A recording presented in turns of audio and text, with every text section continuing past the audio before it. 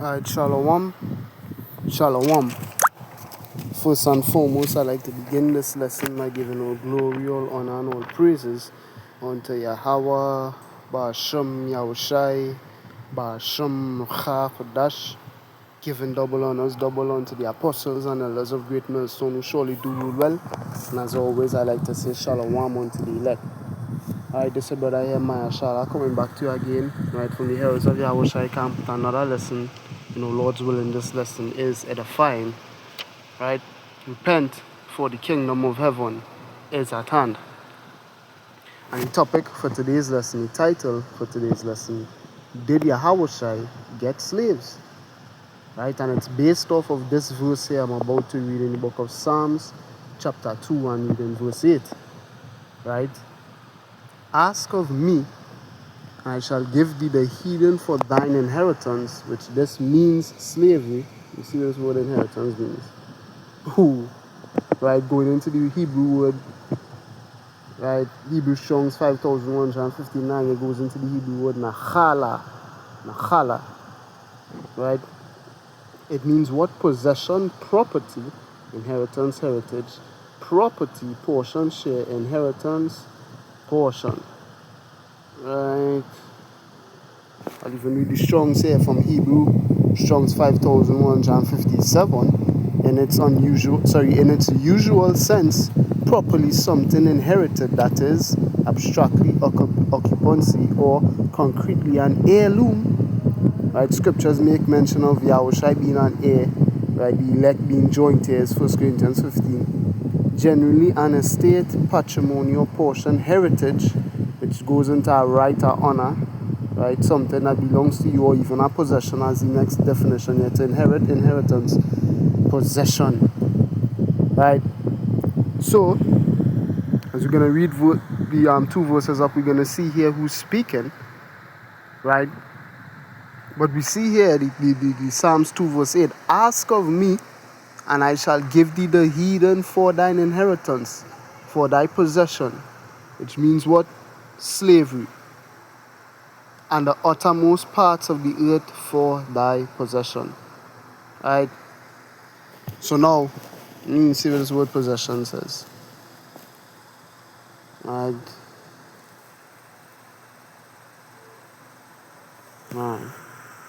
Right, so now, firstly, for us to understand what this Psalms 2 and 8 is speaking about, right, as it pertains to Yahawashi, and we're going to show you how it pertains to Yahawashi, going two verses up, breaking down these two verses, right, it's going to answer the question, did Yahawashi get slaves, right? But firstly, we're going to go to verse 6 here, right, well, verse 4, he that sitteth in the heaven shall laugh, the Lord shall have them in derision. Then shall he speak unto them in his wrath, and vex them in his sore displeasure, speaking of these same heathen that is being referred to in Psalms chapter 2 verse 8 that we just read. Right? So we understand the Lord is speaking here. What did he say in verse 6?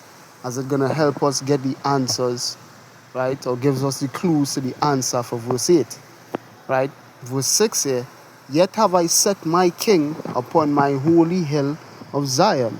Who is his king? Who is he making reference to? Who is he speaking about? Right? Well, firstly, to answer who his king is, we're going to go to Revelation 19 and verse 12 to tell you who that king is. Right? Revelation 19 and 12.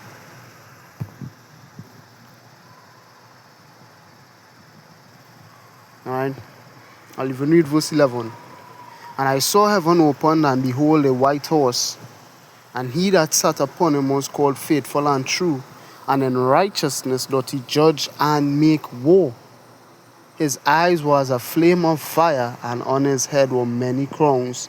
This is speaking of Yahawashi, right? And he had a name written which goes into a rank, a title, onoma in the Greek, right? As it says here, for one's rank. Remember in the name, right, as I see there, the onoma phonetic, Greek Strong's 3686, right, which what? I.e. for one's rank.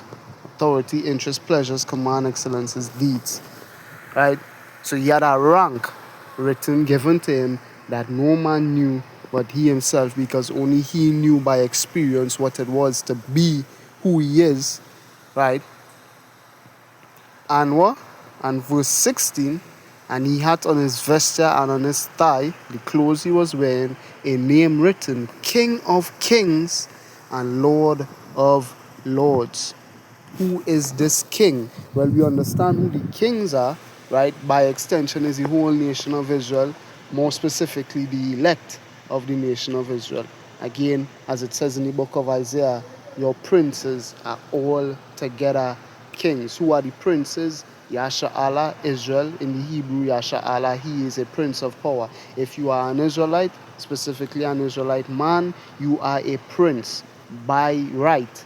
Just being called an Israelite means you are a prince. Just being born an Israelite means you are a prince, right? And those princes are altogether kings. Yahawashi being the king of those kings, right? Because again, how we know this?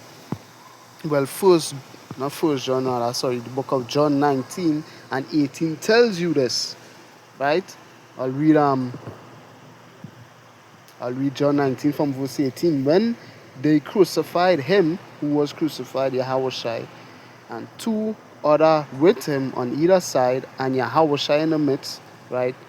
And Pilate wrote a title and put it on the cross, and the writing was Yahawashi of Nazareth, the King of the Jews. Jews being the Lord's people, right? He is the King of Kings. So when it says here, Psalms 2:6, as we're going to go back to it, right? Psalms chapter 2 verse 6, right? Yet have I set my king upon mine holy hill of Zion. Who is this king? This king is Yahawashi, right? But what is this holy hill of Zion speaking of? Well, we're going to get to it as well. John literally saw this, him being set on the holy hill Zion, Revelation 14 and 1. And I looked, and lo, a lamb stood on the Mount Zion, and with him 144,000, having his father's name written in their foreheads. Go to other translation, is his father's name and his son's name. Read it in the Greek, right? It's his father's name and his son's name. Apostle Ariam Lab went into that in a recent video he did. Could be a month ago, right? The name of Yahweh being found in the New Testament, right? You had to go into a whole heights to figure that out, right? It's not really a heights because it's really simple, right? You just need the diligence to look into it, right? Now, we understand here again, John is seeing it. He's seeing the lamb stood on the Mount Zion, right? Who is this lamb? This lamb is the same king. There's John chapter 1, reading verse 29. Right? The next day John seeth Yahawashi coming unto him, and saith, Behold the Lamb of power, which taketh away the sin of the world. Right? Going to verse 36. And looking upon Yahawashi as he walked, he said, Behold the Lamb of power. Right? So he's a king, he's a God, he's a lamb, he's a whole load of things. He has a whole load of titles, deeds, excellences, right? Ranks. He has a whole load of ranks, right? And he is the lamb which John saw in Revelation 14 and 1. And just as the king was on his holy hill Zion, right, John saw Yahawashi on the Mount Zion, right? We have more here. Yahawashi is the lamb. Revelation 5 verse 6. And I beheld, and lo, in the midst of the throne and the four beasts, and in the midst of the elders, stood a lamb as it had been slain. What does this mean? It literally speaks to what we just read in John 19, right? His crucifixion, right? Having 7 horns and 7 eyes, all power and all knowledge, right? So he's very powerful. He has all power. He knows everything, which are the 7 spirits, right? Which also speaks to the angels as well, because the angels are very powerful. The angels know everything, right? Think back to that story, First Chronicles, when the Lord would have sent an angel to destroy Israel because of the sin, the census which David ran, that one angel killed 70,000 men. And again, having all knowledge, the angels see everything that's going on in the earth. Amos 9:8. The eyes of Yahweh upon a sinful kingdom, he will seek to destroy it from off the face of the earth. Even 2 Ezra 1666. What will he do, or how will he hide your deeds from power and his angels? Right? So you can't hide from the angels. They see everything, they know everything that is going on upon the face of the earth. That is the power the Lord has given to them. But going back to Yahawashi, it's to the lamb as it had been slain. Right? So you finish in the verse rather, Salakia, which are the seven spirits, which is the complete body of spirits, seven representing completion of power sent forth into all the earth. Right? Yahawashi having command over these men. Right? He's the captain of the Lord's host, Joshua 5, right? Hebrews 1. So now we're going to go into it again, him being the lamb, right? If you go to the next chapter, the very said next chapter, and go down to the last two verses, Revelation 6:16, and said to the mountains and the rocks, fall on us and hide us from the face of him that sitteth on the throne, who is Yahweh, and from the wrath of the Lamb, right? Which Yahawashi, the Lamb, is literally seated right next to the man who's on the throne, Yahweh. He's at his right hand, right? Verse 17, for the great day of his wrath is come, and who shall be able to stand? And the answer to that question is no one is going to be able to stand when Yahawashi returns to the earth, right? So again, what is this holy hill of Zion ultimately speaking to? It speaks to the government of the nation of Israel that he will head. He is over this government, again being a king of kings. If it's a body of kings, right, that's a government, that's a rulership, that's a dominion. He is the head of those kings, right? This is Isaiah 9 from verse 6, for unto us a child is born, unto us a son is given, and the government shall be upon his shoulder. He bears, Lord willing, be a part of this government. He bears us up. He carries us. He's the one carrying this whole show. And his name shall be called Wonderful, Counselor, the Mighty Power, the Everlasting Father, the Prince of Peace. Of the increase of his government and peace there shall be no end upon the throne of David and upon his kingdom, to order it and establish it with judgment and with justice, the laws, from henceforth, even forever. The zeal of Yahweh of hosts will perform this. So what? It's a pleasure, it's a good pleasure of the Most High to do this deed, right? So now we understand the king it's speaking of here is Yahawashi, the holy hill of Zion, the government of the nation of Israel, right? Now we're going to read verse 7. What is verse 7 speaking of? Right? Psalms 2 and 7. I will declare the decree the Lord Yahweh had said unto me. Right? David speaking here in the spirit, telling us what the Lord revealed unto him. Thou art my son, this day have I begotten thee. Who is the begotten son of the Most High? That's Yahawashi, right? Go into Matthew 16 and read in verse 13, right? When Yahawashi came, right? In fact, even before we reach there, we'll go to John 1 first, right? John 1 and verse 14. And the Word was made flesh, and this Word is Yahawashi. Read the first 5 verses of the same chapter, and dwelt among us, and we beheld his glory, the glory as of the only begotten of the Father. So David couldn't be speaking of himself here in the Psalms, right? He's actually making reference to himself in the spirit, right? Because he's prophesying, he's in the spirit here while he's declaring the psalm, right? But he's actually speaking of Yahawashi, right? The only begotten of the Father, full of grace and truth, right? And again, Yahawashi is the Word, right? We could go back to that Revelation 19, and it says it in verse 13,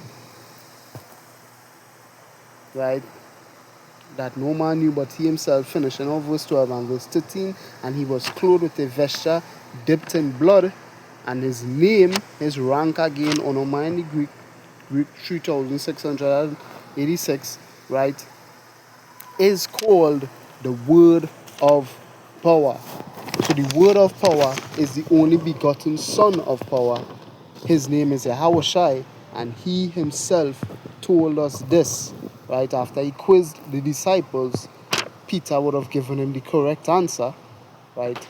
And he verified that the answer was correct. Matthew 16, we're going to read from verse 13. When Yahawashi came into the coasts of Caesarea Philippi, he asked his disciples, saying, whom do men say that I, the Son of Man, am?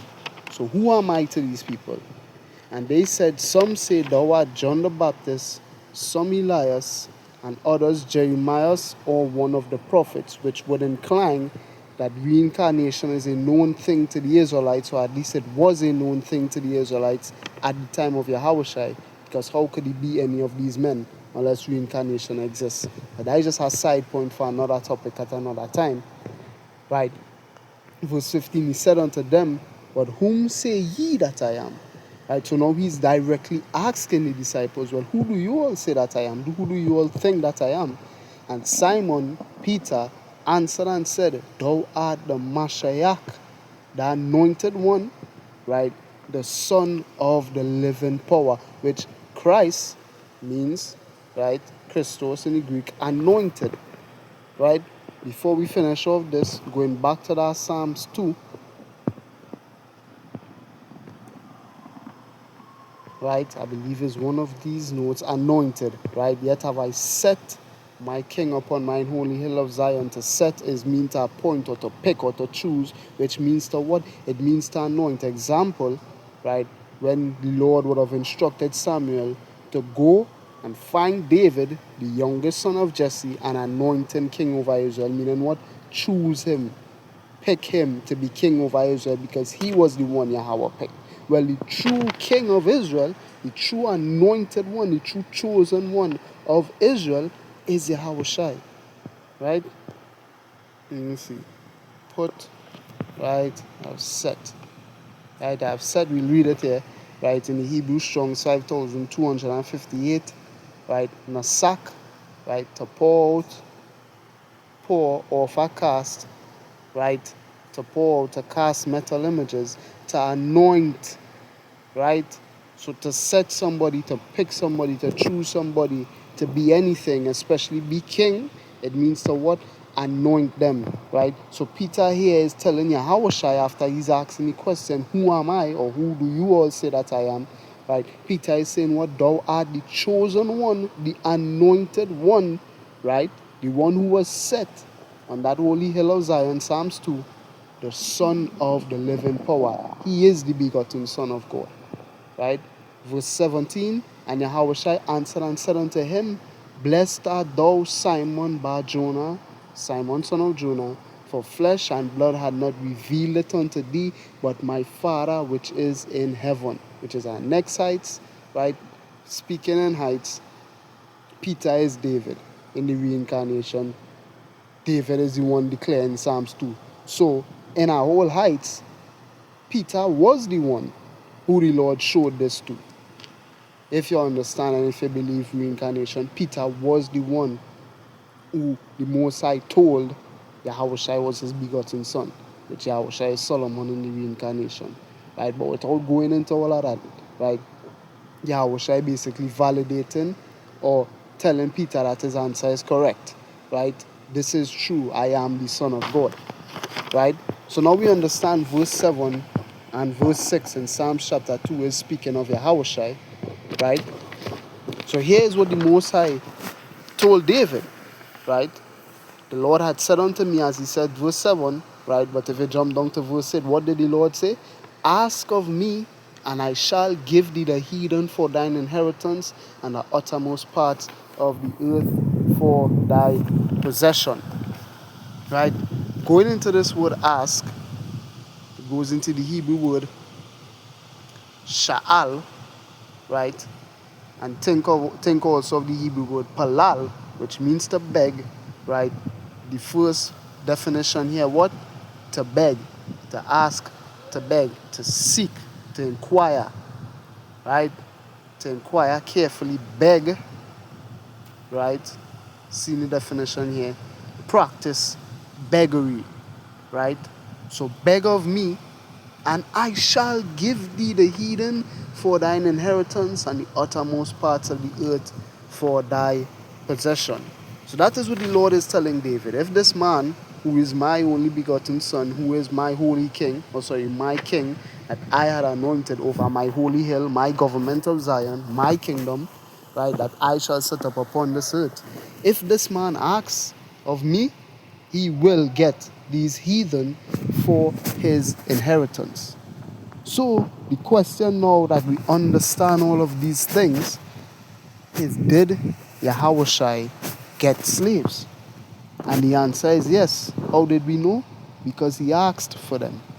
Right? This is Matthew chapter 7. This is what Yahawashi instructed us to do. Right? Matthew 7, and we're going to read from verse 7. Ask, and it shall be given you. Clear instructions. Anything you want, ask the Father in my name, he shall give it you. Seek and ye shall find. Salakia.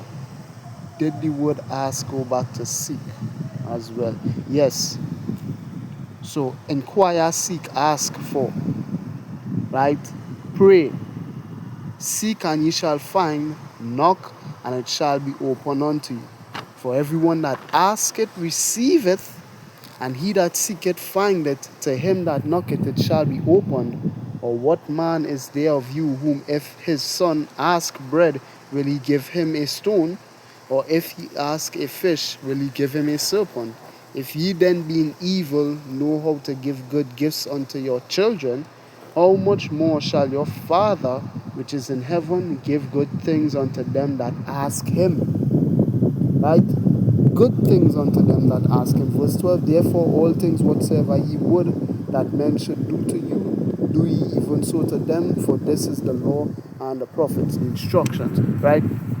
So we understand here, the Yahawashi established the clear line of communication. He gave us the instruction. You want anything from the Father, ask him for it. Right? And the only way you're going to receive everything or anything from the Father is if you ask for it. Well, did Yahawashi receive the slaves that Psalms 2 said he would ask for? Yes, he did. He told John. Right? There's Revelation 2 and 25. But that which ye have already hold fast till I come, which is this truth, this knowledge. Right? And he that overcometh and keepeth my works unto the end, to him will I give power over the nations, and he shall rule them with a rod of iron, as the vessels of potter shall they be broken to shivers, even as I received of my Father. Right? So if he received it, did that not mean that he asked for it? Yes, he did. Yahawashi asked for slaves and he got them. Right? Could go to Psalms 2 here, seeing that the finishing of Psalms 2 is the same finishing of Revelation, or the ending of Psalms 2 is the same ending of Revelation 2. Thou shalt break them with a rod of iron, thou shalt dash them in pieces like a potter's vessel. Be wise therefore, O ye kings, and be instructed, ye judges of the earth. Serve Yahweh with fear, and rejoice with trembling. Kiss the Son, who is the Son, lest he be angry and he perish from the way, when his wrath is kindled but a little. Blessed are all they that put their trust in him. And that kiss goes back to what? Embrace. Embrace meaning to what? Accept. Accept the Son. Right? But here, we answer the question to close. If Yahawashi received the heathen for his inheritance, did that not mean that he asked for them? Right? Again, going, the word here asks in Matthew 7 and 7, it goes to the Greek Strong's 154. Again, the same here, to ask, beg, call for, crave, desire, or require. Right? Does Yahawashi require and or desire slaves? Yes, he does, because he received them. I'm going to go into this word here, given. We're also going to go into that word receive in the Revelation 2, right? So if you ask, the Father is going to give it to you. What does it mean to give? In the Greek Strong's 1325, it goes into the Greek word didomi, right? Didomi, right? To give something to someone, like slaves, or of one's own accord, to give one something to his advantage, to bestow a gift, to grant, to give to one asking. To let Yahawashi have slaves, because what? He requires it, right? He desires it. The Most High allows Yahawashi to have slaves, or he will allow him to have slaves. Why? Because Yahawashi wants it, right? We're going to go now to that word receive. Let's finish reading this and just go into what that word receives means, right? And he shall rule them with a rod of iron, Revelation 2:27, with a rod of iron, right? As the vessels of potter shall they be broken to shivers, even as I received of my Father, right? What does this word receive mean? It's a Greek Strong's 2983. To take, right? To take with the hand, lay hold of any person or thing in order to use it, right? If you're going to use a man, what are you going to use him to do? You're going to use him for slavery, as we're going to go into the rest of the series here. Why did Yahawashi? Why is Yahawashi asking for slaves? Why did he want slaves? Which is going to be the part 2 to this lesson, right? And I will give him the morning star. He that hath an ear, let him hear what the Spirit saith unto the churches. So, did Yahawashi get slaves? The question that is the topic for this lesson. And the answer is yes. He told John he received of his Father. And the only way how he could have received it, or had it be placed in his hand, or took it, right, is if he did what Psalms 2 and verse 8 instructed him to do, right? David speaking in the Spirit, the Most High speaking to David, David declaring it through prophecy, right? Ask of me. So it's clear that Yahawashi did ask of his Father to give him slaves. Ergo, that is how he was able to say in Revelation 2:27 that he received said slaves, right? And this is speaking of slavery, going into what that rod of iron means, right? Right now, going into what this rod of iron speaks of, right? It goes into the Greek Strong's 4464, Rabdos, right? A staff, a walking stick, a twig, a rod or branch, a rod which one is beaten, right? When applied to kings with a rod of iron, indicates the severest, most rigorous rule, right? So, made of iron, it's a rod made of iron. To what end, or to what extent, or what is the use of this rod? To lay down or establish the most severe, rigorous rule that mankind has ever seen. Yahawashi is coming back here to be the greatest slave master the world has ever seen, as said by the prophet Caleb, right? So, Lord willing, this lesson was edifying, and that you were edified, right? Did Yahawashi get slaves? The answer is yes. So with that, we'd like to close by saying Kal Halal Yamla Yahweh Ba'asham Yahawashi Ba'asham Nukha Kodash. We'd like to give double honors, double unto the apostles and elders of Great Millstone, who surely do well. As always, we like to say Shalom unto the elect. Right, this was a brother here, Mashallah, from the Heroes of Yahawashi Camp, coming back to you again with another bit of edification, and Lord's willing, you were edified by this lesson. Right, repent, for the kingdom of heaven is at hand. Right, we'll come again with part 2 to this lesson. Why is Yahawashi asking, or why did Yahawashi want or require slaves? Right, Shalom.